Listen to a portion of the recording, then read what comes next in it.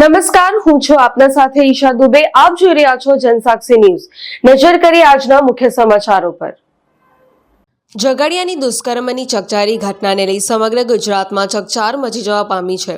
હાલ પીડિત બાળકી વડોદરાની હોસ્પિટલમાં સારવાર હેઠળ જ્યાં મોતની સામે જંગ લડી રહી છે, ત્યારે લોકો દ્વારા દવા સાથે દુઆ નામની શક્તિઓ પણ પ્રયોગ કરવામાં આવ્યો છે.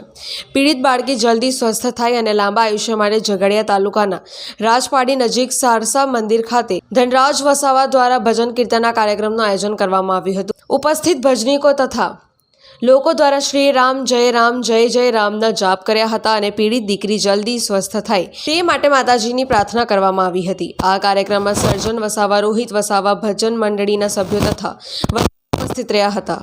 પિન્ટુ મોદી, જનસાક્ષી ન્યૂઝ, અંકલેશ્વર.